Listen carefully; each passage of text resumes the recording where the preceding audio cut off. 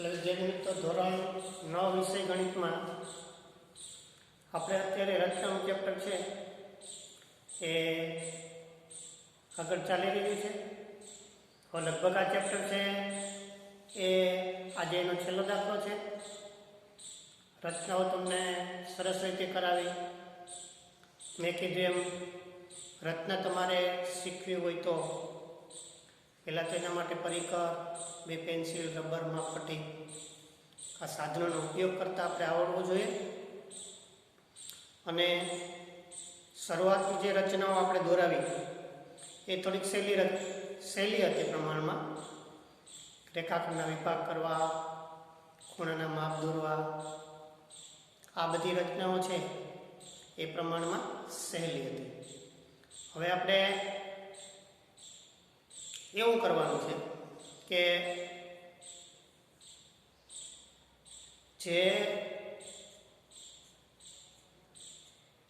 રચનાઓ આપણે દોરી એ તમામની આકૃતિઓ એકવાર છે એનું પુનરાવર્તન થઈ જાય એ પણ ખૂબ જ જરૂરી છે.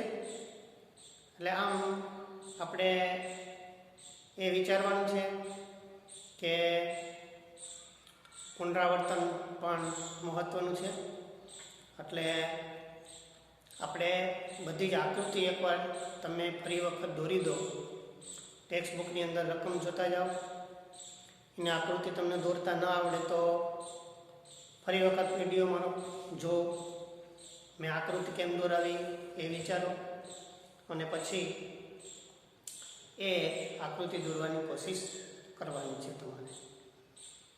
મેં જે હોમવર્કમાં કોઈ દાખલા પણ તમે કરેલા હશે, મેં કરાવ્યા હોય, હોમવર્કમાં આપ્યા હોય, એ સિવાયના ટેક્સ્ટ બુકના દાખલા તમારે જાતે તમારી કોઈ પણ રફ નોટમાં તમારે ગણવાના છે.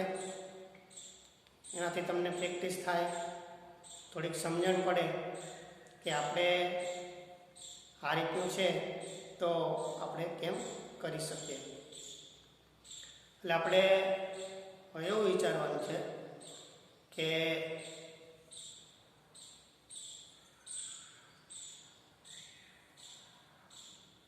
રચનાનું ચેપ્ટર પૂરું થાય એ પહેલાં તમામ પ્રકારની રચનાઓ છે તમને આવડવી હોવી જોઈએ. એ મહત્વનું છે. ત્યાર પાછું આપણે અગાઉ જે રચના કરાવી એ ભૂલાઈ ન જાય એ પણ તમારે જોવાનું છે. અને દરરોજ એકાદ બે રચના તમે કરો રિવિઝનમાં તો પણ લગભગ તમારે 4-5 દિવસમાં ચેપ્ટર છે એ પૂરું થઈ જાય. ફક્ત આકૃતિ દોરવી એટલે એમાં જાજો સમય નહીં લે, થોડા ઓછા સમયની અંદર આકૃતિ છે દોરાઈ જશે. એટલે આ પણ તમારે વિચારવાનું છે, આગળ જવાનું છે. એટલે આપણે આ જ રચનાનું ચેપ્ટર છે એ પાછું થોડુંક વધારીને ધોરણ 10ની અંદર તમારે ફરી વખત ભણવાનું છે. એટલે એ પણ મગજમાં રાખજો કે અત્યારની જે રચના આપણે શીખીએ એ જ રચનાઓ છે એ આપણે પછી ધોરણ 10ની અંદર પણ એનો આપણે ઉપયોગ કરવાનો છે. એ પણ વિચારવાનું. દાખલાની પહેલી રચના આપણે રેખાખંડના વિભાગ પાડવાની, રેખાખંડના બે ભાગ પાડવાની આપણે રચના લીધી. તો એમાં આપણે એક કિરણ દોર્યું અને બીજું કિરણ આપણે એવું દોર્યું કે પેલું કિરણ હોય એને અનુરૂપ ખૂણો હોય, એકરૂપ ખૂણો હોય એવો ખૂણો દોરવો. એટલે પહેલાં તમને એકરૂપ ખૂણાની રચના આવડવી જોઈએ કે જે બરાબર આપણે ભણ્યા. હવે આપણે એકરૂપ ખૂણા ભણ્યા, બે ખૂણા છે એ એકરૂપ કેમ થાય એ પણ ભણ્યા. એટલે એક ખૂણો આપેલો હોય એને એકરૂપ ખૂણો કેમ દોરવો, બરાબર. પછી રેખાખંડનો લંબદ્વિભાજક કેમ દોરવો એ પણ જોયું. એટલે આમ પહેલાં આપણે રેખાખંડનો લંબદ્વિભાજક દોર્યો, પછી એક ખૂણો એને એકરૂપ ખૂણો, બરાબર. પછી ખૂણાના દ્વિભાજકની રચના, એક ખૂણો આપેલો હોય એના બે ભાગ સરખા ભાગ કરવા એ પણ જોયું આપણે. પછી આપણે 90નો ખૂણો રચ્યો, 45નો રચ્યો, 30, 60, 105, 135 આવા ખૂણાઓની રચના છે એ આપણે કરી ચૂક્યા છીએ. એટલે આ બધી જ પ્રકારની રચના છે એ તમારા મગજમાં હોવી જોઈએ. પરીક્ષામાં પેપરમાં જ્યારે તમારી સામે રચનાનો દાખલો આવે ત્યારે તમને ખબર પડી જવી જોઈએ કે આ દાખલો રચનાનો છે અને એમાં શું માંગ્યું? જો આપણે એટલા પ્રકારની રચના છે, મેં તમને કીધું એમ. એક તો રેખાખંડનો લંબ દ્વિભાજક આવે, એક ખૂણો આપ્યો એને એકરૂપ ખૂણાની રચના આવે, ખૂણાના દ્વિભાજકની રચના આવે, સમજો બરાબર. પછી ખૂણાના માપ, જે માપ આપેલા હોય એ માપના ખૂણા મેં તમને હમણાં વાત કરી. પછી આગળ જતા જે ત્રિકોણ, એક ત્રિકોણ આપ્યો એને અનુરૂપ જે માપ આપ્યું એ પ્રમાણનો ત્રિકોણ આપણે દોરવાની વાત કરેલી. અને છેલ્લે 2-3 રચનાઓ છે એ ત્રિકોણ આધારિત છે. એટલે એ પણ તમને ખ્યાલ હોવો જોઈએ કે આટલા પ્રકારની રચનાઓ આ ચેપ્ટરમાં આપણે કરવાની છે, આ રીતની રચનાઓ આપણે ભણવાની છે. ભૂલાઈ ન જાય, યાદ રહે એ પણ જરૂરી છે. હવે આપણે સમજો બરાબર. આજે 11.2નો 5મો દાખલો, લગભગ આ ચેપ્ટર પૂરું થઈ ગયું, છેલ્લો દાખલો છે આ રચનાનો. એટલે સ્વાધ્યાય 11.2નો 5મો દાખલો. રકમ આવી છે પાયો 12 સેમી અને કર્ણ તથા બીજી બાજુનો સરવાળો 18 સેમી હોય તેવા કાટકોણ ત્રિકોણની રચના આપણે કરવાની છે. સમજો બરાબર. પાયો 18 સેમી લેવાનો, પાયો એનો 12 સેમી લેવાનો, કર્ણ અને બીજી બાજુનો સરવાળો 18 થાય એવું લેવાનું છે આપણે. એવો કાટકોણ ત્રિકોણ છે એની રચના આપણે કરવાની છે. સમજો બરાબર. એની પહેલા આપણે આકૃતિ દોરીએ. આકૃતિમાં આપણે એક કિરણ રચવાનું છે. જો સમજો બરાબર.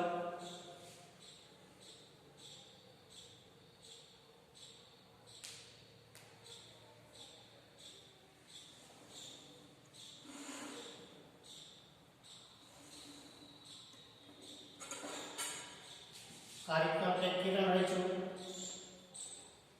એનું નામ આપણે dx આપી દેવાનું છે. કિરણનું નામ સહેલી વસ્તુ છે, તમને સમજાવેલી વસ્તુ છે. શું કર્યું આપણે? એક કિરણ dx રચ્યું. હવે આ કિરણ ઉપર 12 સેમી b થી 12 સેમી દૂર એક આપણે c બિંદુ લેવાનું છે. સમજો બરાબર. b થી કેટલું દૂર લેવાનું છે? આપણે 12 સેમી દૂર લેવાનું છે b થી. એટલે આપણે મેં તમને સમજાવ્યું, એક વખત સમજાવેલું છે. પરિકરની અણી, તમારી માપપટ્ટીનો પહેલો લીટો અહીંયા રાખવાનો, પરિકરની અણી, અને પેન્સિલ છે એ 12 સેમી સુધી આપણે 12 લખેલા છે ત્યાં લઈ જવાની છે. સમજો બરાબર. એટલે આ 12 સેમી આપણે માપ્યું. આ રીતનું તમારે માપવાનું છે માપપટ્ટીની અંદર. સમજો બરાબર. કેટલું માપ્યું? આ પરિવાર જોઈ લો. 12 સેમી માપ્યું. 12 સેમી માપી બી ને કેન્દ્ર લઈ અને કિરણ dx ઉપર આપણે ચાપ મારવાનો. સમજાઈ ગયું બરાબર? આ રીતનું કિરણ dx ઉપર ચાપ મારવાની અને ત્યાં આપણે શું નામ આપવાનું? c નામ આપવાનું. સમજો બરાબર. આપણે c નામ. એટલે અહીંથી આપણે કેટલું લીધું? 12 સેમી લીધું. સમજાય બરાબર? આકૃતિ ખૂબ જ મહત્વની છે. ઓછી મહેનતની અંદર વધારે માર્ક્સ મેળવી લેવા એ રચનાની અંદર આપણને મળી શકે. જાજુ યાદ રાખવાનું નથી અને માર્ક્સ આપણને 3 કે 4 આમાં મળી જતા હોય છે. હવે આપણે શું કરવાનું છે? તો કે હવે આપણે આ જે કિરણ છે એ બી બિંદુએ કાટખૂણો બનાવવાનો. તો બી ને કેન્દ્ર લેવાનું, ગમે એટલે આ રીતની ત્રિજ્યા લેવાનું. બરાબર.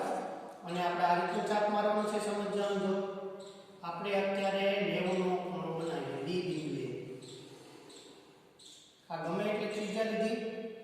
સમજો બરાબર.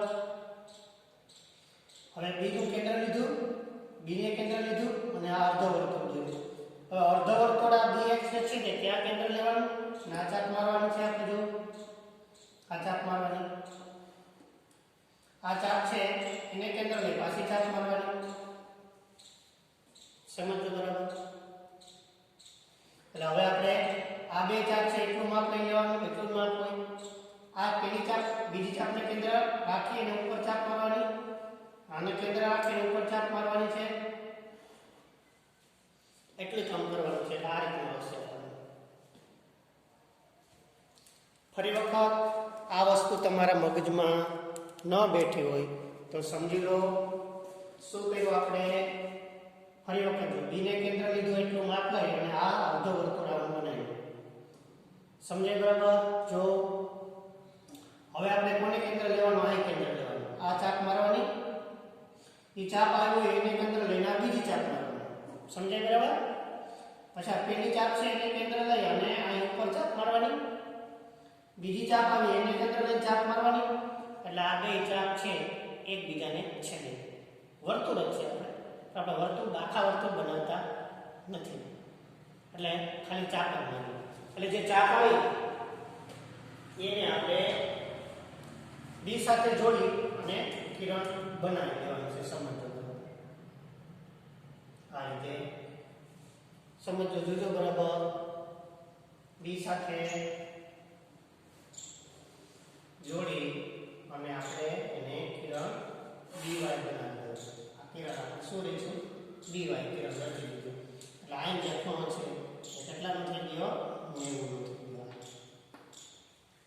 જે આપણે અગાઉ ખૂણા બનાવ્યા એમાં કાટખૂણાની જે રચના હતી એ રચના આધારિત બી બિંદુએ આપણે કાટખૂણો બનાવ્યો સમજો એટલે હવે આપણે શું કર્યું તો કે હવે આપણે એવું કર્યું કે બી બિંદુએ આપણે 90 અંશનો ખૂણો બનાવ્યો કઈ રીતે બનાવ્યો એ પણ તમને મેં વ્યવસ્થિત સમજાવ્યું હવે શું કરવાનું છે આપણે તો કે હવે આ 12 સેમી હતું હવે આપણે 18 સેમી લેવાનું છે પરિક્રમા માપી પરિક્રમા ફૂટથી માપવાનું આયણી રાખવાની અને આપણે આ 18 સેમી છે એ માપવાનું છે ટૂંકમાં 12 માપ્યું તેમ 18 આ રીતે સમજી લેજો બરાબર તમે 18 સેમી આ રીતે માપવાનું છે બરાબર 18 સેમી માપી બી ને કેન્દ્ર લઈ આવ્યા અને કિરણ dy ને છેદે એમ ચાપ મારવાની છે સમજો બરાબર બી ને કેન્દ્ર લઈ અને by ને છેદે એમ ચાપ મારવાની અને ત્યાં આપણે એમ નામ આપી દેવાનું અહીંયા આપણે એમ નામ સમજો બરાબર એટલે હવે આપણે એમ સી ને જોડી દેવાના છે એમ અને સી ને આપણે જોડી દેવાના છે સમજો બરાબર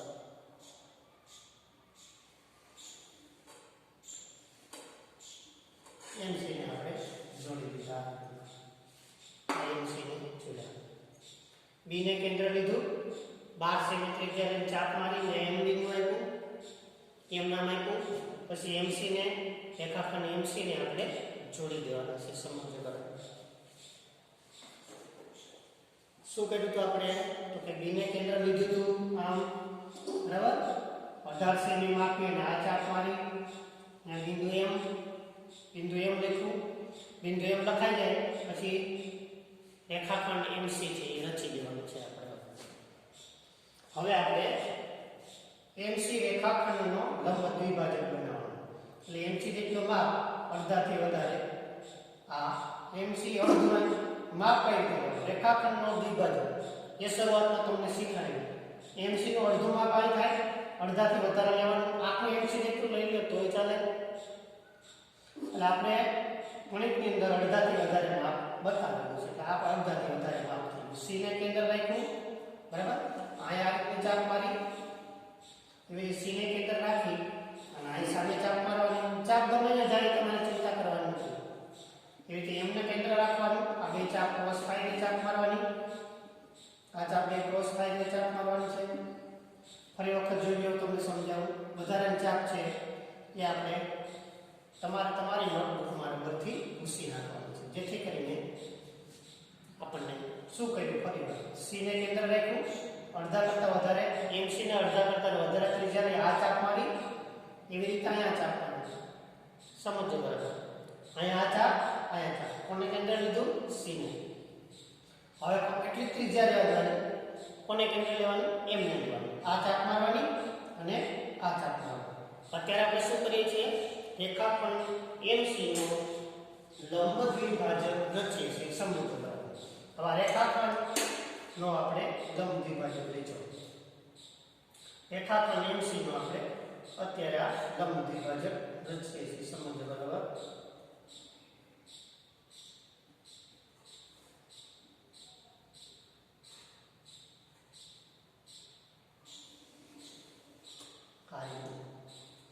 જે એમ બીને છે તે ત્યાં શું એ નામ આપી દેવામાં આવશે એ નામ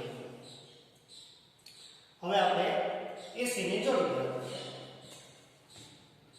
એ ને સી ને જોડી દેવાનું છે સંબંધ બરાબર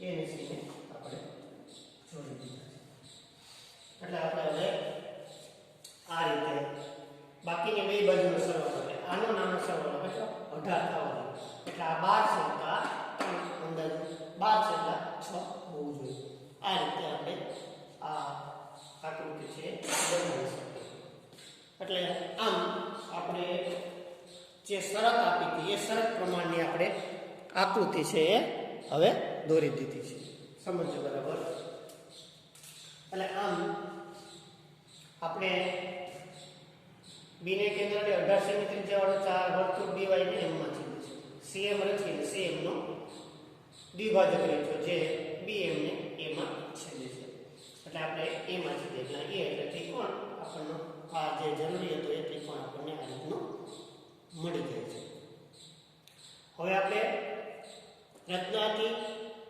જે રચના દોરી એના મુદ્દા ઉપર જવાનું છે એટલે મુદ્દા ઉપર આપણે આ રીતે જઈશું પહેલા મુદ્દામાં શું કર્યું કિરણ BX રચી તેના પર 12 સેમી લંબાઈનો રેખાખંડ BC રચ્યો સમજો બરાબર પછી કિરણ BY એવો રચ્યો કે જેથી ખૂણો YBC કેટલાનો થાય 90 નો થાય આ જે ખૂણો છે એ આપણે 90 નો બનાવ્યો એટલે ખૂણા કાટખૂણાની રચનાનો ઉપયોગ આપણે એની અંદર કરી અને એ ખૂણો છે એ આપણે 90 નો બનાવી બીને કેન્દ્રની 18 સેમી ત્રિજ્યાનો ત્રિજ્યા આવા વાળું ચાપ દોરો જે કિરણ BY ને એમાં છેદે આ ચાપ છે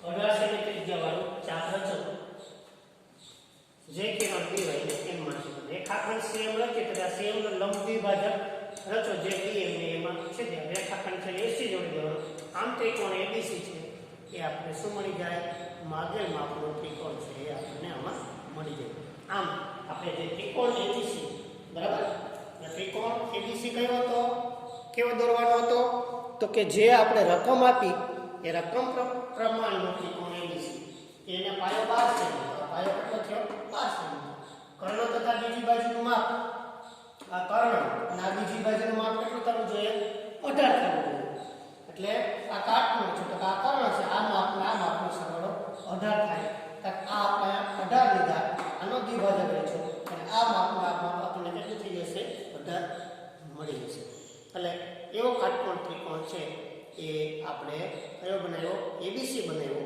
શું હતું 12 સેમી કર્ણ તથા બીજી બાજુના માપનો સરવાળો 18 સેમી કેવો કાટકોણ ત્રિકોણ આપણે બનાવવાનો